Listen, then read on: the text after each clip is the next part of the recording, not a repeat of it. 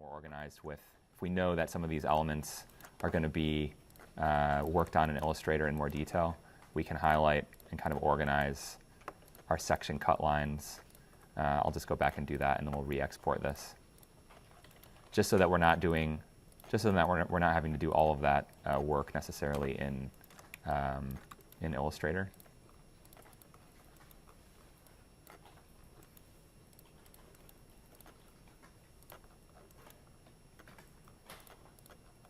So I'm just going through and highlighting the section line.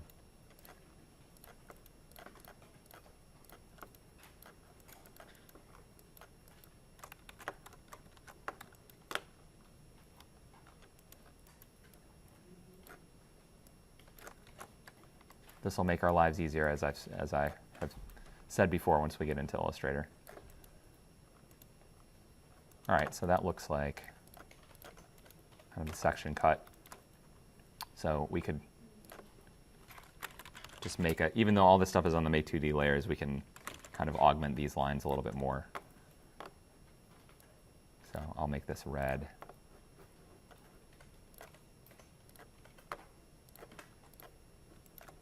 And then we could also highlight a few other things. We have a glass.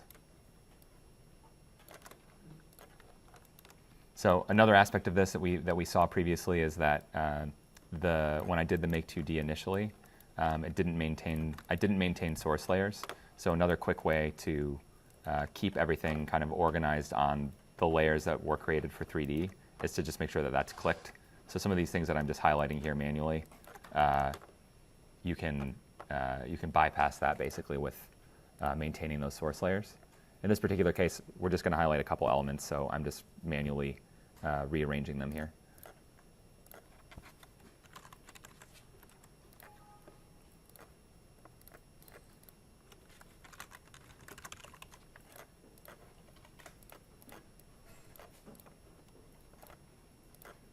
Sometimes the amount of legibility that you need for the 3D model, like we've said before, is maybe overkill for the sake of the drawing exercise in Illustrator. So kind of simplifying some of the line work into less layers is sometimes useful. Sometimes if you only have a few layers, it's fine to just keep them as they originally were. But in this case, I want to emphasize a few elements here that we'll basically return to. So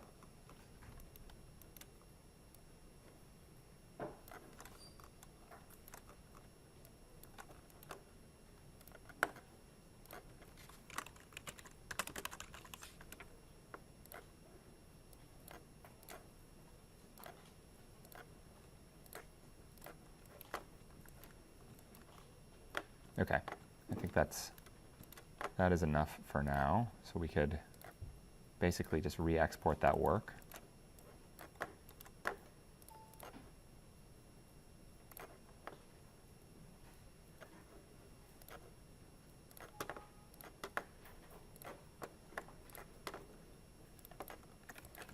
So in this case, I'll just get rid of this. We can just close this and redo it.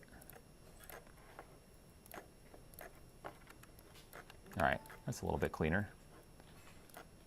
So we'll resize our document again.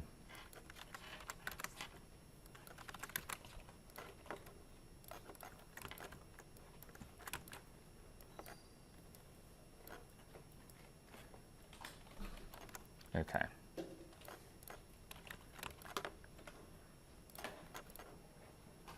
Hide our hidden lines.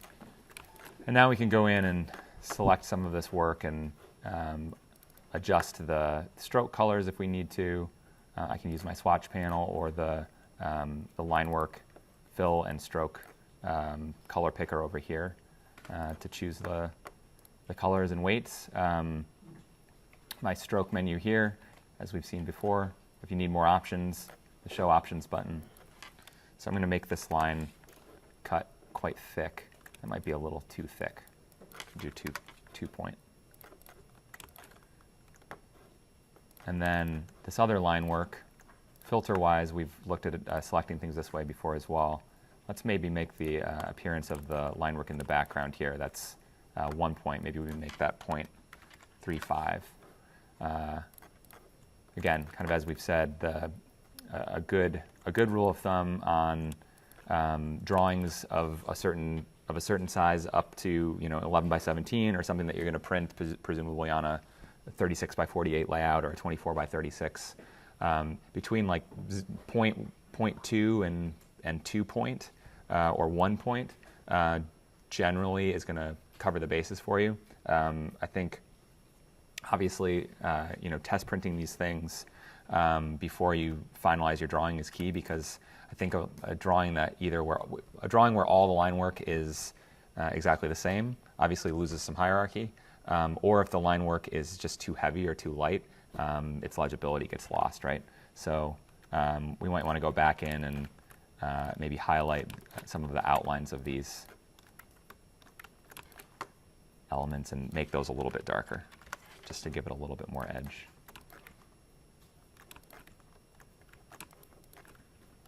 We have our marble wall here that is going to be, we're going to highlight this element in a little bit with a little bit of collage. For now, we'll just make that dark lines as well. Maybe that stays a little bit darker than the other line work.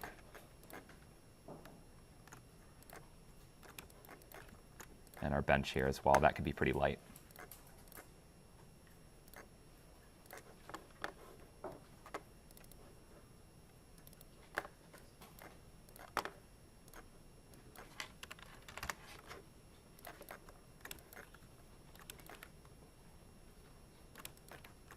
Okay, so another aspect of this I think we'll want to highlight, we could keep the section cut of this as white. We could also we could fill that section cut with a hatch. I think we could, or a color fill. So in this particular case, I'm actually just going to copy this line work onto a Make 2D layer, or I'm sorry, Live Paint layer.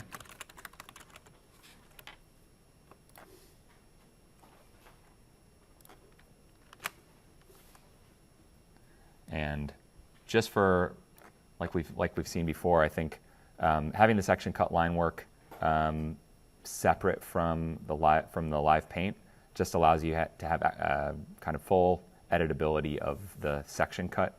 If things needed to change, the live paint itself, in this particular case, in the simple nature of the drawing, you can turn this off easily. You could adjust the hatch. The advantage, of course, of live paint and many other aspects of Illustrator is the kind of parametric knowledge that's embedded in any of these things. If you update these things, if you move a line, as we saw with the blend command, it'll update the nature of the other lines. But for this, just to be able to kind of toggle this on and off, having it on a separate layer is okay. And I'm making the line work invisible on this, so that I can just adjust the fill. And to kind of mimic that LTL section that we saw earlier, let's just make this yellow for now.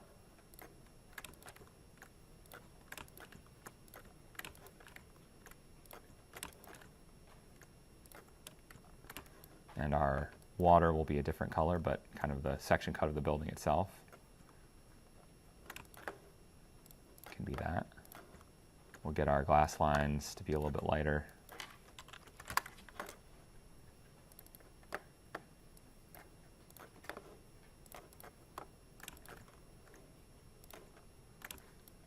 All right, so we're starting to get there. So so another thing we could do, we could bring in a texture. We could do this in Photoshop like we've looked at before. We could also do a clipping mask in Illustrator.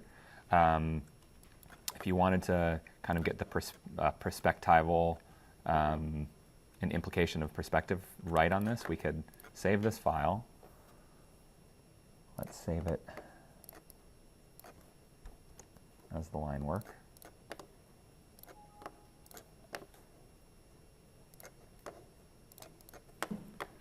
And if we open up Photoshop,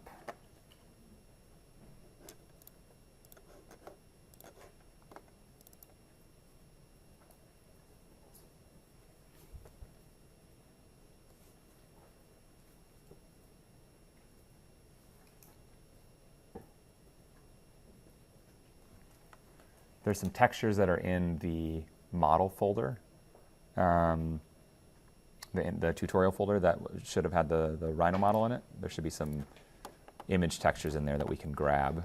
And I want us to grab the red marble texture here.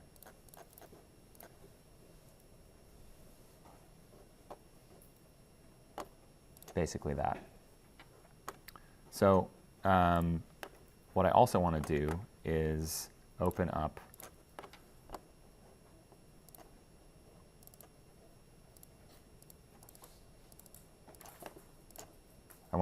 the pavilion line work in AutoCAD so that I can use it as a frame to distort and kind of position this marble in Photoshop, and then we can compile all this work in Illustrator if we need to. So let's make sure that the import of the line work here is the media box so that it actually has the whole drawing in it. All that's okay. I think it's fine if it's, actually, let's make it a little bit smaller, 150 pixels per inch for the resolution. We'll say OK. So now we're in Illustrator, we're in Photoshop, and we have our Illustrator line work. And I could copy this or place this marble into the file, just Control-C, Control-V, or we could do a place of an image.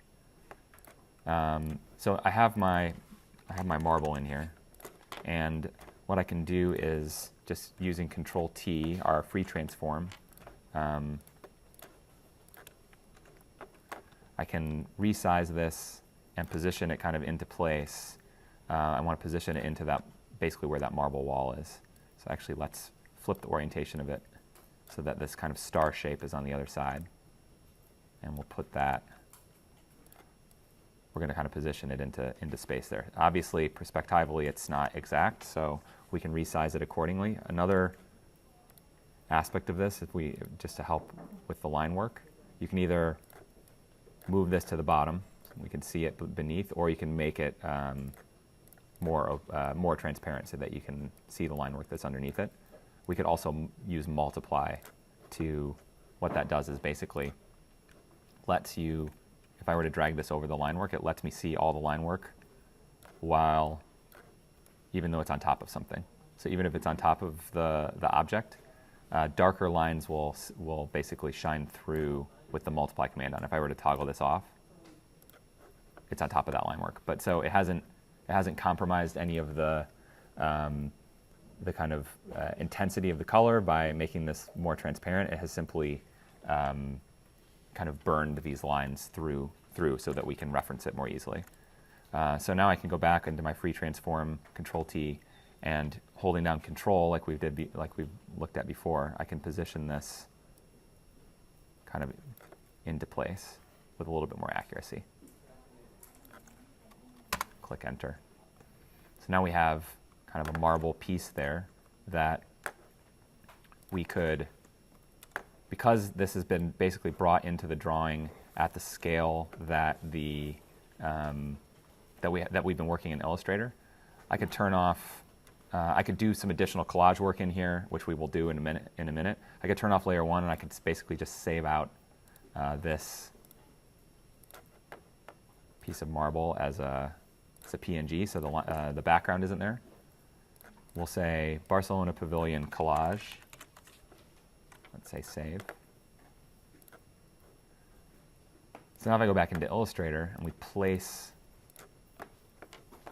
our collage line work, we can position it to the page, and it's in place. And we can use that we can basically put that on its own layer. Let's say collage.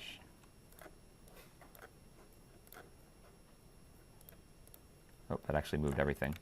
Just be mindful that as soon as you click that circle, it selects everything on the layer, right? So you need to be a little bit careful. So we'll go back before we did that. Make sure we just select the image and move that.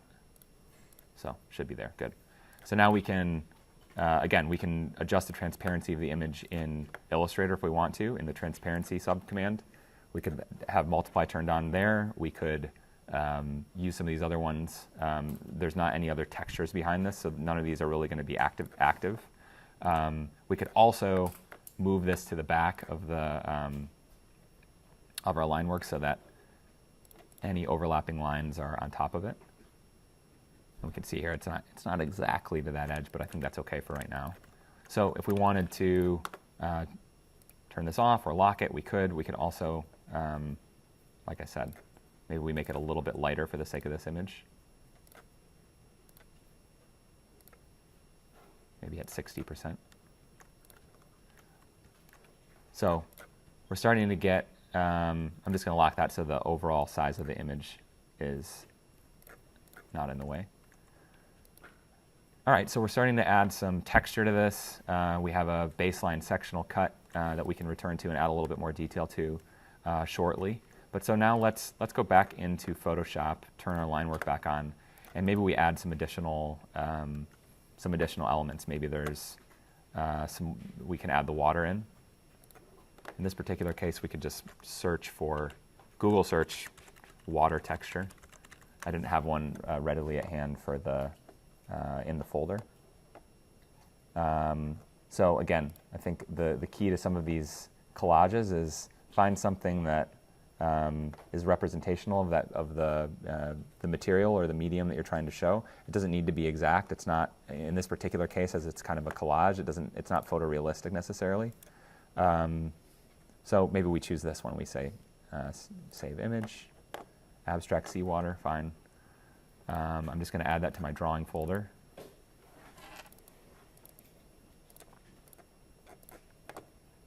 And then we can very easily collage that into our section perspective.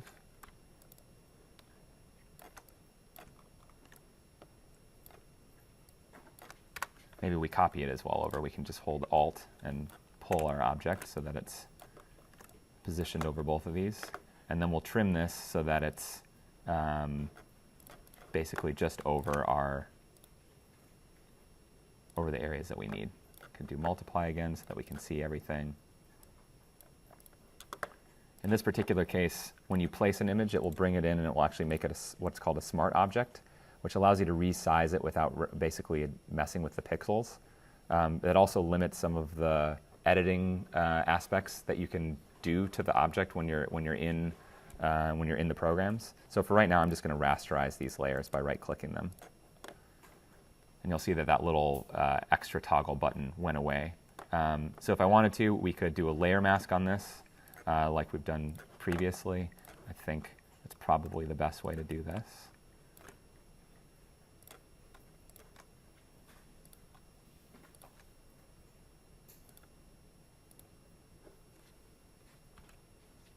And actually, I want the inverse of that.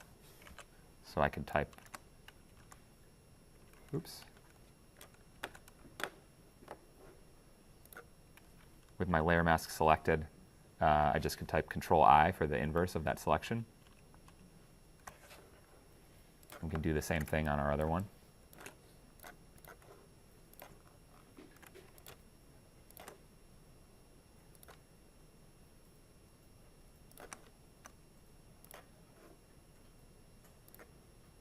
There we go. So maybe we also want to emphasize a little bit that the sort of top of the water versus the side of the water is this part's being cut through, right? So we could just add a mask to this, or we could actually just change the color on the layer if we wanted to. I could just type Control-U while the object is selected to change the lightness and the darkness of it. So in this case, we can make it a little bit darker.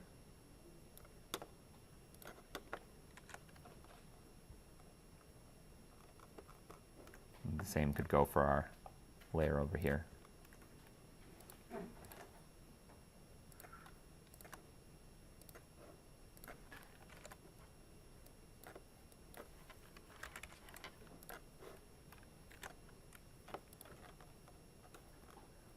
And maybe that's even a little bit too dark. So we could undo that. I think in this particular case, we see kind of more of our water, kind of the top of the water over here. So let's just make that darker. Also cut out a little bit of the plinth here where the statuette goes in our clipping mask.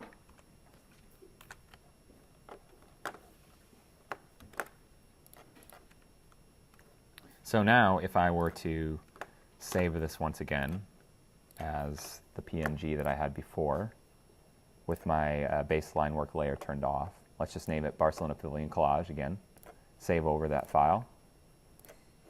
And then we'll go back into Illustrator and it's going to say, wait a second, one of these files has been updated.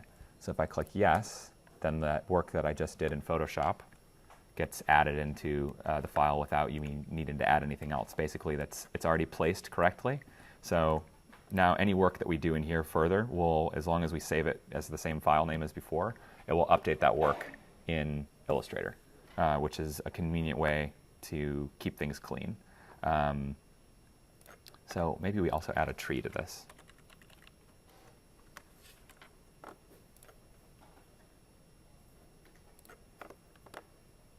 That'll do for now, if it lets us.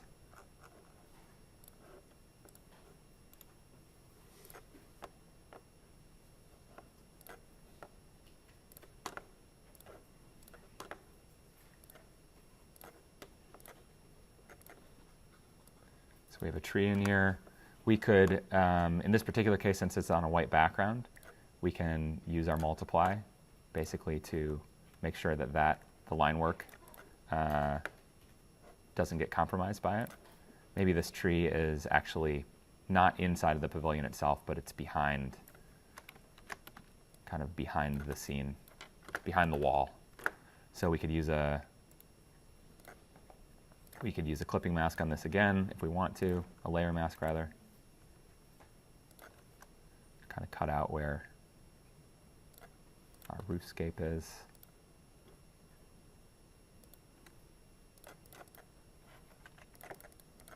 And again, the beauty of the layer mask is if you realize that some line work here is not exactly accurate, or you accidentally cut something out but you didn't want to permanently delete it, we could go back in and basically just using our paintbrush and selecting, say, this area where I didn't do a very accurate job cutting this out. I can just paint that right back in, so that, because that image is not, it's not deleted, it's just filtered. So if I wanted to, basically the way that the layer mask works, like we've looked at before, is everything that's white in the layer mask is visible, and everything that's black is invisible, and everything in between is semi-transparent to the level of gray that would be shown there. So in this particular case, I have my paintbrush as white, and that allows me to paint things back in. But if I wanted to remove this cut, I could just flip to black and then remove it. And it's only removing the selection, and it's just adjusting the what I was filtering in the layer mask itself, which is great. Very easy. Okay. All right, so we have a tree that's cut out. We could duplicate our tree a couple times if we wanted to. Just duplicate layer. And you'll notice that when I duplicate the layer here, the layer mask itself is still the same as the one before. Obviously, we'll want that to change if we were to kind of resize this and move it over here. Say this one's a little bit smaller. Maybe there's a level of transparency to it that's a little bit lighter than the other. This one also maybe is a little bit lighter, so it's not so intense.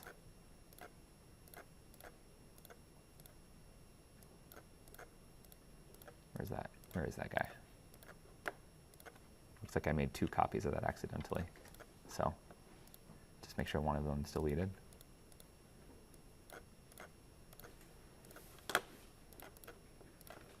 All right, so again, we're just kind of going through and using kind of a simple sequence of commands here. We're able to add some kind of visual interest to the drawing.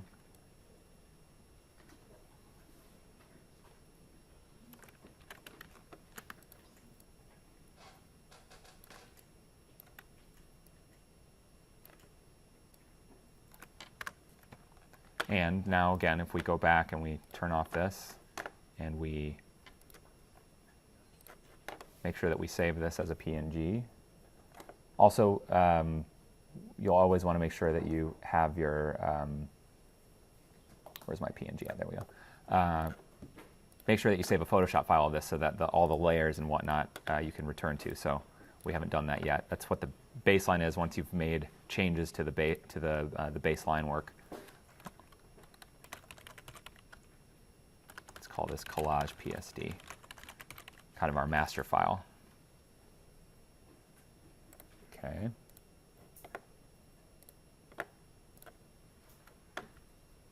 And it looks like there was a couple strays from our layer mask that,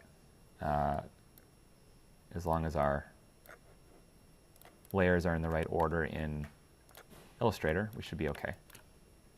So we're starting to get kind of a little bit more character added to this. There's some collage that kind of starts to highlight different aspects of the scene. Maybe there's even Barcelona Pavilion statue. That was a more complicated object that was getting exported out of Rhino. So we could kind of do similarly what we were just doing with the collage work, and maybe just collage that statuette back in to add some emphasis to it. Again, I think this is dependent. The types of elements that I'm highlighting here manually are some are kind of environmental, again kind of qualitative. The emphasis on the marble is an aspect of the project that maybe is important, right? Like this particular wall is highly figured and the centerpiece of this interior space. So I think that as you finish out aspects of your own building model, highlighting rather than highlighting everything. All right, everything needs to be rendered or rendered texture, or I need to collage every moment of the image. No, I would actually push each of you to find one or two elements that are key to the kind of the character of the space in that view, and highlight maybe that moment. And again, I think this is up a little bit to your curation, but I think having a couple areas of intense materiality that counteract the austerity of the rest of the drawing could be very effective. You could also just have a black and white drawing. That's okay too. But I think starting to try to use, again, like we've done in the last few weeks, using multiple different techniques, both in raster and in vector, and quickly cycling between the different programs, Photoshop, Illustrator, Rhino, etc., it'll just make you more comfortable with that workflow, even if this isn't the type of drawing that you're making, even if it's a plan or a section that's more conventional. We could also start to add in, again, some of those, just kind of some representational edge to this that maybe helps guide the viewer to what we're trying to emphasize. We could say diagram lines or some sort of analytical line layer that we could start to draw on. Maybe I want to show some edges to this that are dotted lines or something like that. And we want to show maybe where the different elements of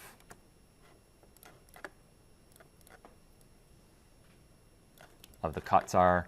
Now again, another thing here that you'll see, and this is where maybe this particular overlay on, or my particular export was a little bit quickly done.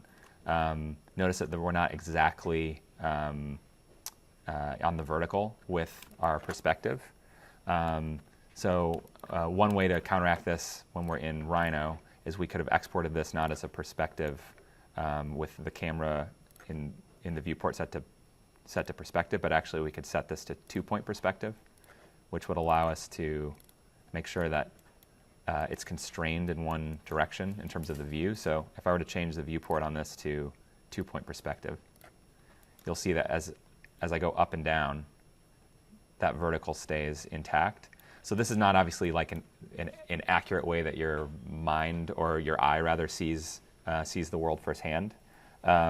But it can be an effective way to make sure that the line work is consistent, so that basically the advantage of this would be that when we go back into Illustrator, this slight off the vertical I think is a little distracting, and it doesn't let me set up maybe this set of datum lines as cleanly as I would like. Like I can still do it. It's okay. It's only slightly off, but I think like being able to kind of troubleshoot those moments in your own drawings, and if the setup of the line work is clean, it's just going to make your life easier and the level of legibility better once you get it into another program. So in this particular case, we could start to emphasize. We have our hidden line work. We could turn that back on and make that quite light. Maybe it's actually even like a light gray dotted.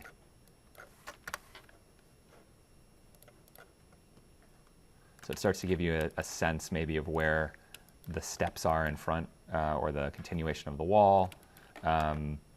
Again, sometimes these other layers of line work are can be more confusing than helpful, and that's kind of an iterative process. I think setting up the drawing, trying to keep sets of information grouped or organized in a way that you can test it in the image and see what it looks like. And if it feels like it's adding a level of criticality or analysis to the work, great, keep it and augment it. If it feels confusing, it's easy enough to turn off and maybe try again at another time. But I think having little packets of drawing information that you can toggle on and off with the overall composition is important. So we kind of have a basic sectional perspective. Our line work is a little bit cleaned up. We have some collage in there. There's some additional lines that we've added in Illustrator that just start to emphasize different aspects of the drawing. We can save this drawing as maybe a composite file.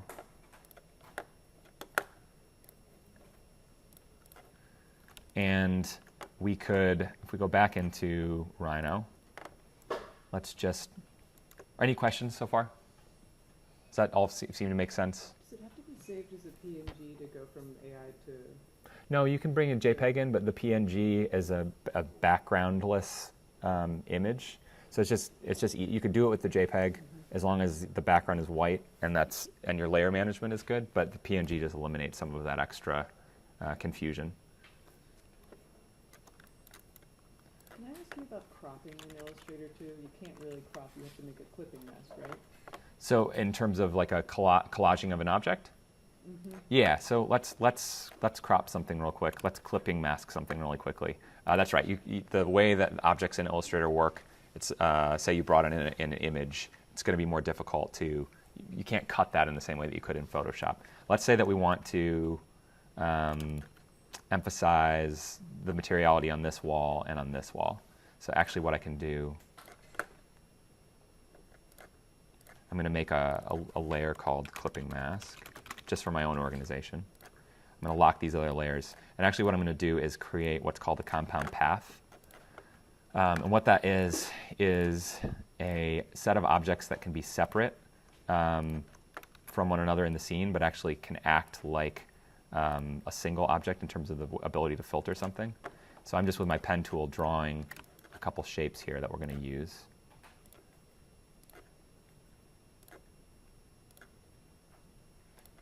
Okay, so we have a shape here and a shape here. And I can go up to Object, Make Compound Path down here, or Control 8. So basically what I just did there, if I click on this, it will select both of those objects at the same time as if it's one object. So now, if I bring in a texture into the scene, let's say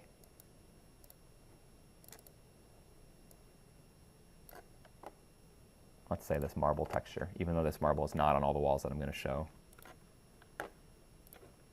And just for the sake of the exercise, I'm just going to stretch this very quickly to the extent of where I want it to be cut.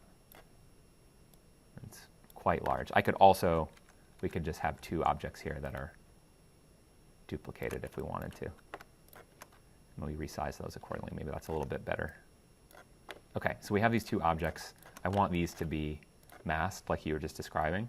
So what I could do is I want to make sure that these are at the back of the layer or on their own layer. While I have those selected with the compound path, I can type Control-7, and that will do a clipping mask. And so then the compound path lets me make basically two or three or however many viewports I want out of the layers of closed shapes that I created, so that I can quickly, it's another way to collage in the scene. So the difference between this and the Photoshop exercise is the perspectival kind of manipulation of some of these moments. I'm not necessarily deploying here. Like this, the scale of this marble is the same across both of these, and I could resize these, but not in exactly the same way as I can do in Photoshop. So there's just different advantages to it. There's a little bit more abstract, which might be useful depending on what you're trying to say. But so notice too that with my direct selection tool, I can still go in and adjust, say, the transparency of these. These can become lighter if I want them to. I could still move one around within the scene, within the frame. If I wanted to find a different texture on it, I could even resize this with this selected, kind of like in InDesign, if I just wanted this one to be specific to that moment. Oops. I can kind of resize him while he's inside of the clipping frame, so we get a better sense of it. And the same goes for the other one. Does that kind of answer your question in terms of the difference? Yeah, sometimes clipping mask has worked for me, and other times it says no object, or more than one object has to be selected, and I'm trying to figure So if you don't have a frame around which you're choosing to cut the object, right. Thanks, Almira. If you Draw something first. you got to draw something first, yeah. You want to draw a closed object, and then you want to make sure that. Actually, I don't think the order of operations necessarily matters. For my own visual clarity, I usually have the image that I want to be cut underneath, and then the shape on top, so that you can select them both easily. But I believe if you've selected some vector work and you've selected the raster image, it will cut it as long as you have them both selected. So it's just being mindful of making sure you have a closed frame and an image that it wants to cut. And put it underneath generally. Generally, I mean, it's because that's what's ultimately happening, right? Is the frame is on top, and that's what's cutting it. But like I said, I don't know that in terms of order of operations, it necessarily will disallow you from making it. It's just good workflow. Any questions on the clipping mask approach there? So just to recap, Andy, Mm-hmm. I created the two boxes, Tom made the path, Yep. imported the red marble, Yep. and did Control-7 Yep. with both the objects selected plus the marble, Yep. and it said it cannot make it. So did you made a compound path? I did, yeah. So okay, so compound path. So when you select these two shapes that you made, they both come up. Okay, and are they on their own layer? Okay, great. So You know what? That's what it is. They're not on their own layer. well, so it won't.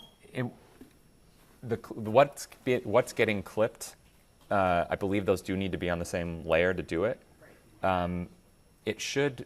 You should be able to override that. Say I have these on another layer. I just want to make sure that we're actually troubleshooting what your question is. Let's say that these are up here. The clipping mask is still intact, even though. Oh, actually, no. It dragged it with it. Yep, they're on the same layer.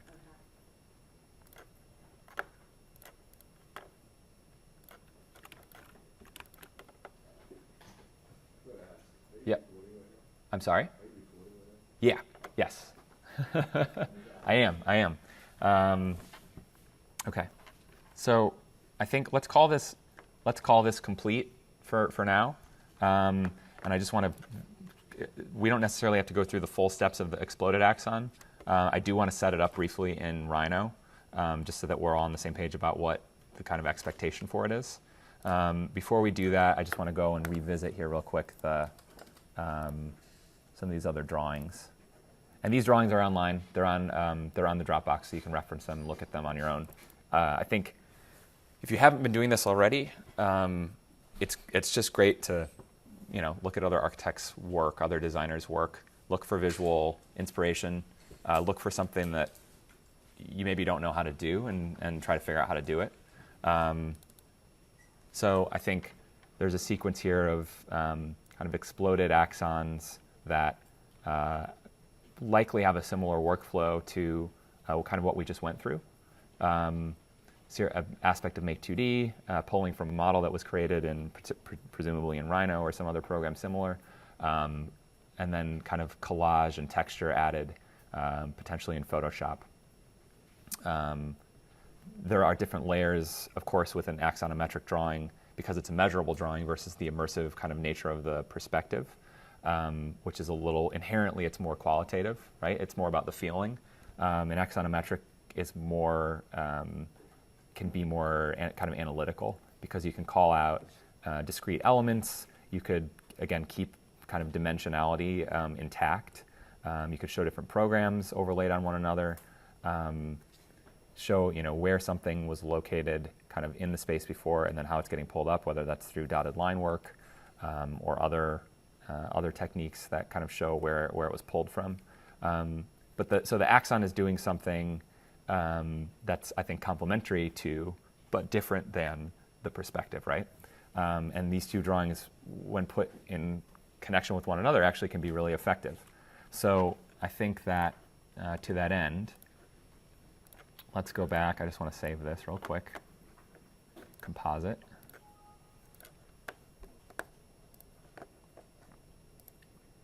And let's do a quick exploded axonometric of our model here. So our clipping plane is disabled. I'll just hide that for now. That's fine. We don't need it for what I'm about to do. I also want to make sure that I don't necessarily delete the information of the, I want to change my projection to parallel so that we have the axonometric aspect of it is intact, right? This is all now just like a plan or a section. This can be a measurable drawing. So there's something I think useful about that. Let's copy this information over and do a little bit more work on it. But I don't want to, like I said, I don't want to delete what's in the baseline. So let's just copy everything. In plan, I'll copy it over.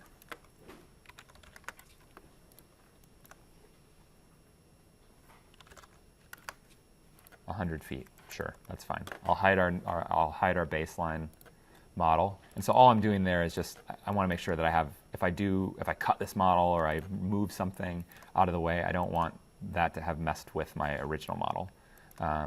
So what we can do here now is find a view that, let's in fact even use one of our isometric views that are available to you in the set view, should be available to you in the set view. Let's do, not northwest, southwest, there we go. So all that is it's just setting a isometric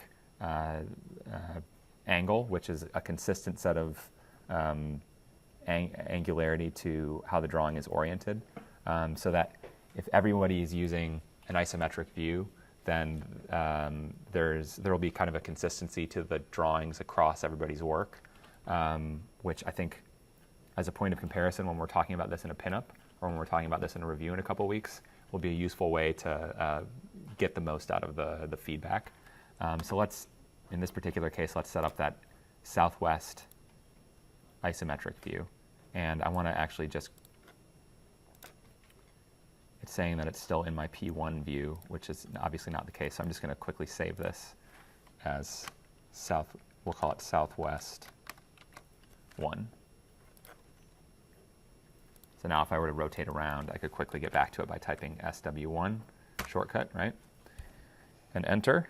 Okay, so now I want to move a couple of these elements around so that we get a kind of an aspect of our exploded axonometric going for this. It might require that we zoom in or zoom out of the drawing a little bit. Perhaps in this particular case, rather than showing the entirety of the model, we actually want to zoom in on this area and just highlight the the marble that's inside. So let's maybe move using our C-plane, reset to the vertical. Let's maybe just move this. And we could also, in this particular case, as I mentioned before, the gumball command is sometimes a little bit visually in the way, but in particular cases like this where we're setting up an analytical drawing, turning it on sometimes is nice because then I could just drag this up. I could also, perhaps we explode these walls here. So in this particular case, I might need to do some splitting exercises to this wall. Let's draw a polyline that will cut this basically. So again, I'm just using the polyline as a guide to create a surface with extrude curve that goes through this wall. And then I can split the wall using that object. And then this is able to be separate then from these other ones. So now if I want to, I can slide this way and kind of explode this a little bit. So another aspect of this as we move these things around is you might want to kind of keep track of where these things are going or where they're coming from. We could start to draw some line work kind of back to where the wall was, just so that we don't lose its position in space, right?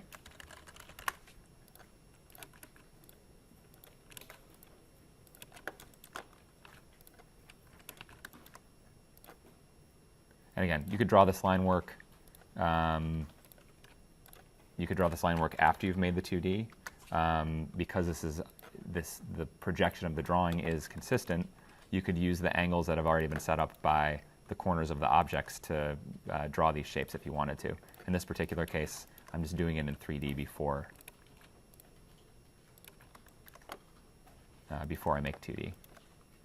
So in fact, maybe we don't want to move that one. We could just have him back. Maybe there's also an aspect, though, of this wall moving as well.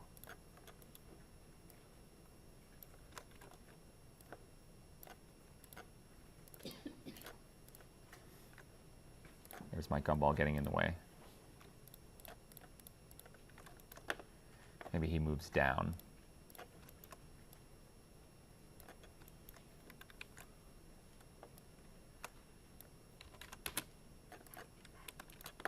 So kind of after taking stock of this, I could reset my view here, SW1. We're going to have to resave this view because it looks like it's off from where the parts of the drawing that I'm emphasizing are. I want to make sure that everything's kind of in view. So I'll save, just kind of save over that with the new angle that I had picked. Right, so now I could do a make 2D kind of overhead. And we have our different elements that we created before. And in this case, like I mentioned, we could do maintain source layers in this case so that we don't lose that. Let's click OK.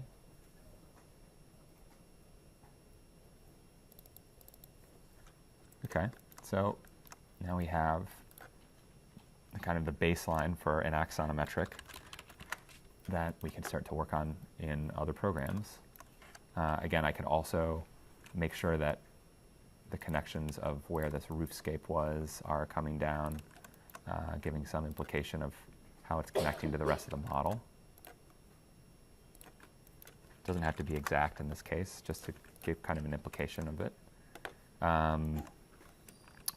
As well as this line, this set of lines down here.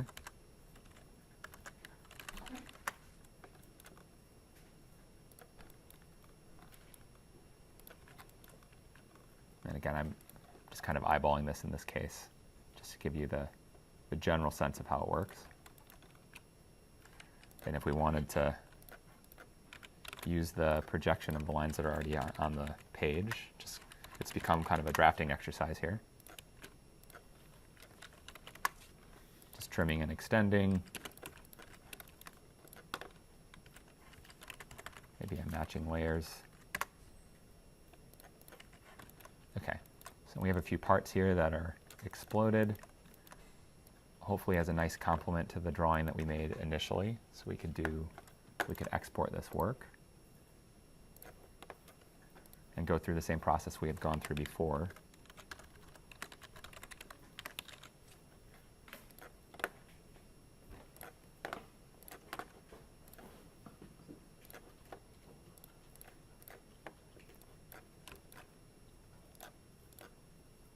And just for my own consistency, I'm going to make this an 11 by 17 as well. And just resize it accordingly. Oops. And again, maybe this drawing has, you know, some annotations around it that are some written annotations around it that are more interesting for the viewer. Let's make all these lines black. And I'll even say, let's make all of the baseline of it 0.3 or 0.25 or something. And even that looks like it might still be a little bit thick. But so now, and this becomes a little bit more intensive of a drawing exercise in Illustrator, but going in and highlighting different elements with outlines or other colors in this drawing, it's going to be a little bit more tedious just because it's more detailed than our other drawing was. So let's make these lines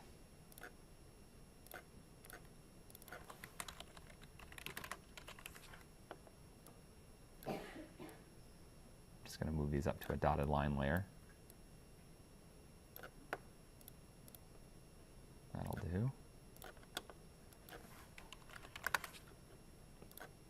Make these dashed.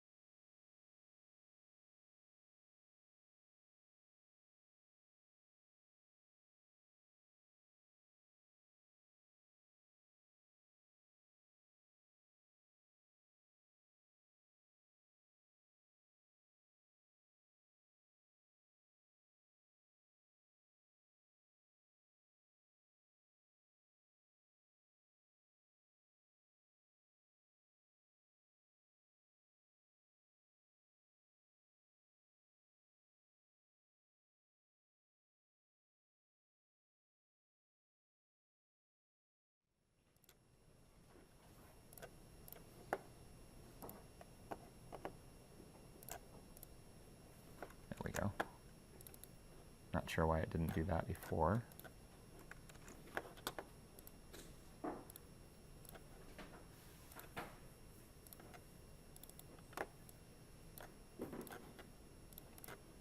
There.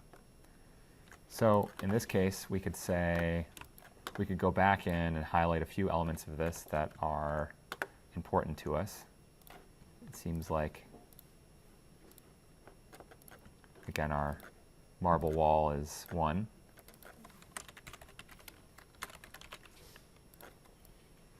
So again, this is kind of a more manual process, but I'm using my pen tool here. And I'm going to maybe make the line work a little bit darker.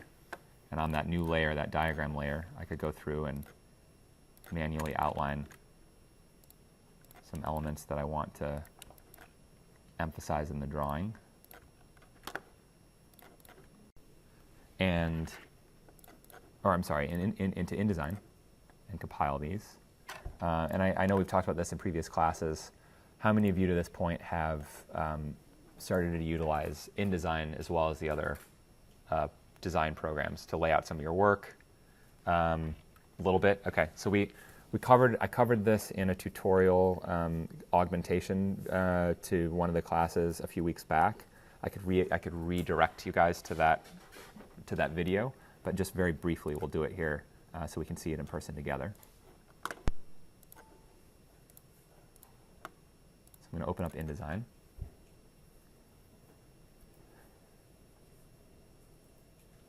We're hitting for the cycle today, guys. That's good. We got Rhino, we got Photoshop, we got Illustrator, we got InDesign. And win the World Series.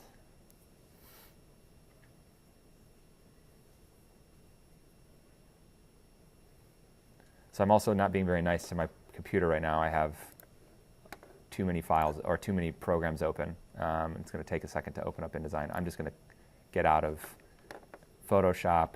I'll keep Illustrator open in case we need to go back to it, but I'm going to close out one of my rhinos.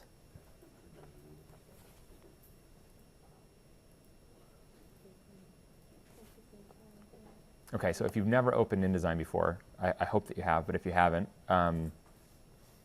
the workflow is similar to the other Adobe programs as it relates to the different menus and toolbars, etc. So what I'm actually going to do is I'm just going to create a new document. And I'm going to make a custom document here that happens to be, let's just call this test.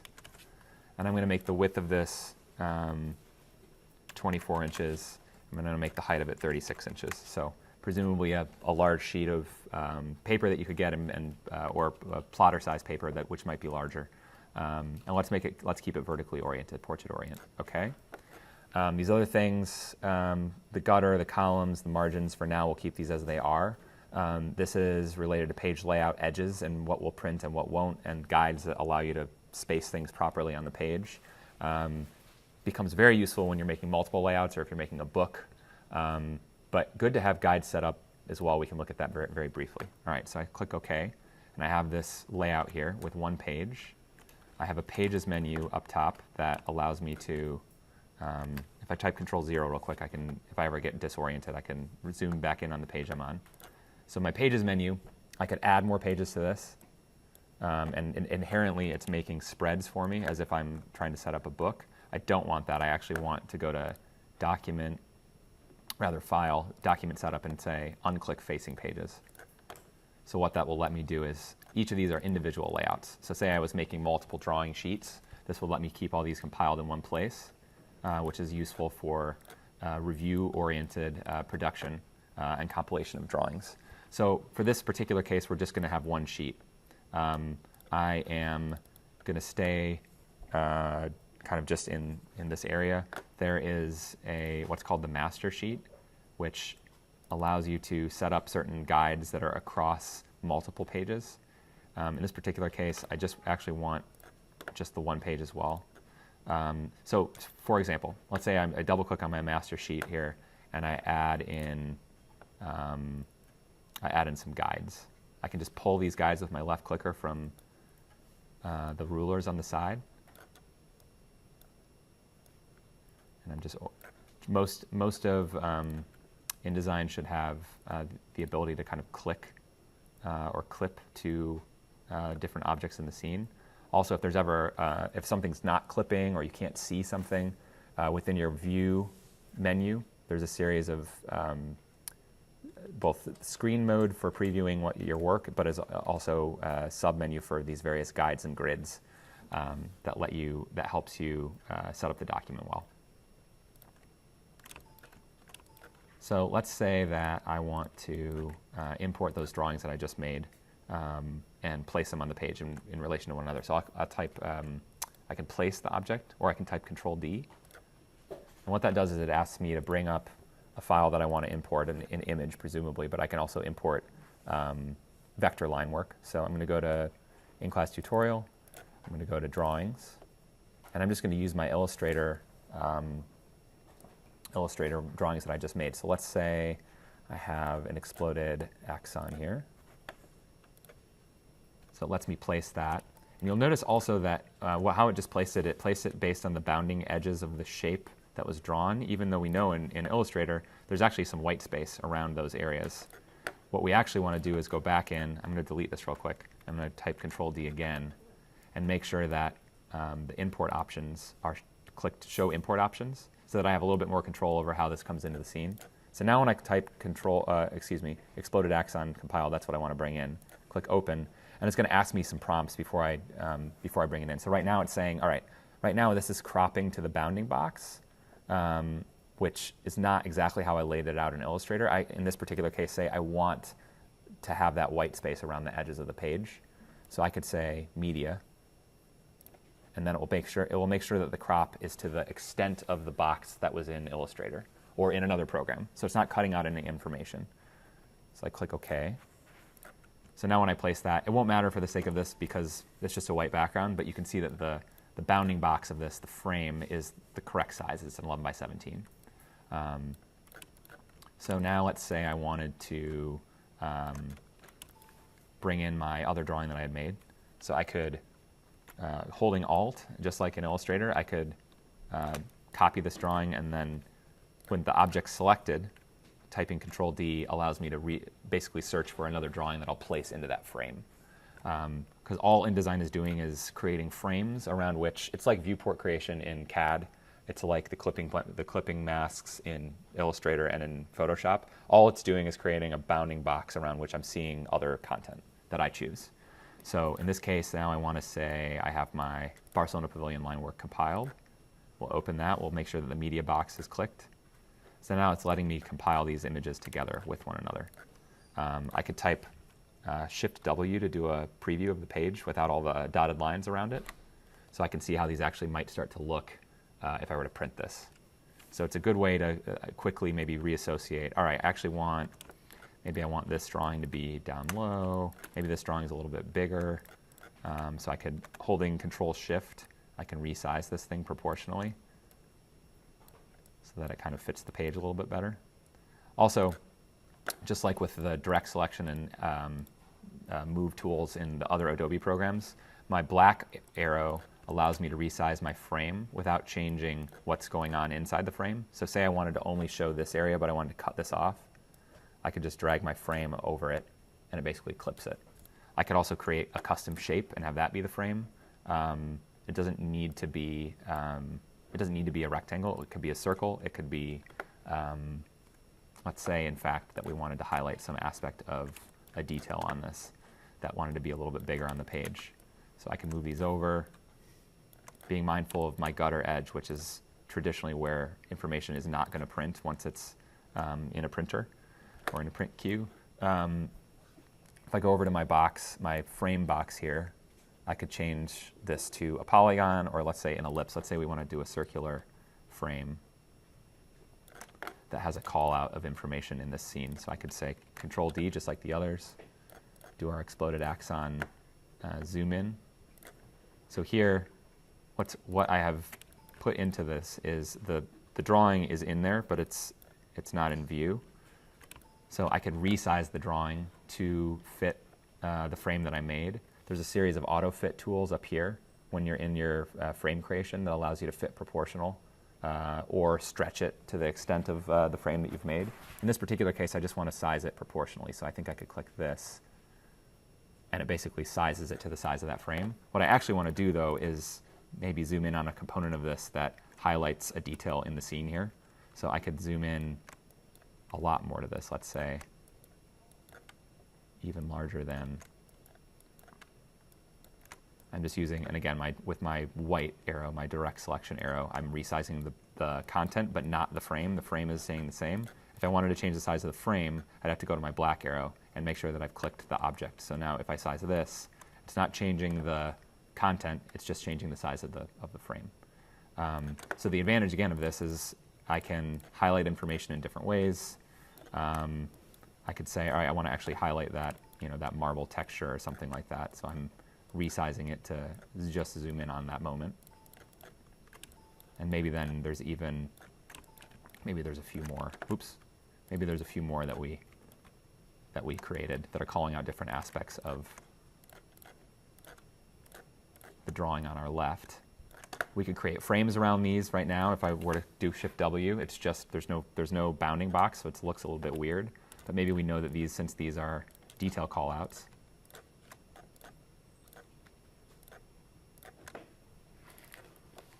maybe they're highlighted in red, and we can change the stroke weight just like in Illustrator. So now these have a kind of an edge to them. We could also do, maybe we highlight in the drawing using some line work where this is coming from. And again, this is allowing me to work across multiple drawings and adding additional annotation to it in InDesign so that it's not compromising the nature of what I'm doing in the other programs. So now you can start to see it's starting to highlight different aspects of what I'm showing here. I could also make connections across drawings with that same line work. I can do dotted lines. There's options in here for different ways to highlight or annotate things in the scene. I could also add text. Say I wanted to label these drawings in a nice way that's consistent, that has an appropriately sized text across the pages, even if I've resized the drawings. The disadvantage of text additions right in Illustrator, say you resized both 2 or 3 different drawings, all that text is going to be a different size, and that doesn't look nice on the page. So we could say, maybe this is just an Arial font, and we say exploded axon. Oops, looks a little bit small.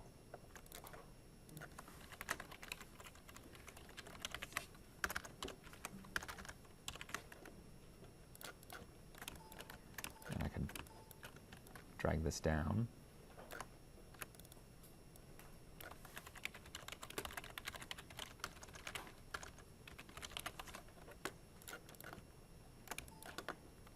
And then I could also add, obviously, maybe some more relevant overall drawing information.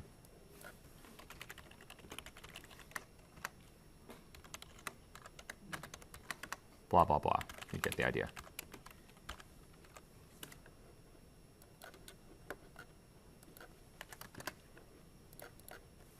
Control-0 to zoom out. I could do Shift-W just to see it all.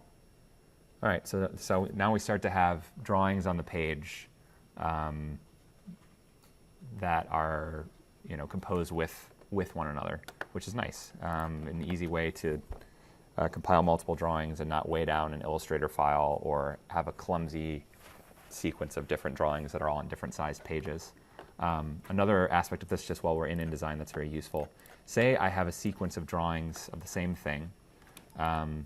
Say, for example, this is showing 3 aspects of the marble that I wanted to emphasize in different ways using the same base drawing, but I wanted to toggle different layers. I can do that right in InDesign. So if I right-click my drawing and I go to Object Layer Options, this is showing me all the layers that are in Illustrator. So I can basically mimic, I can toggle things on and off. So let's say I want to turn off the marble in just this one.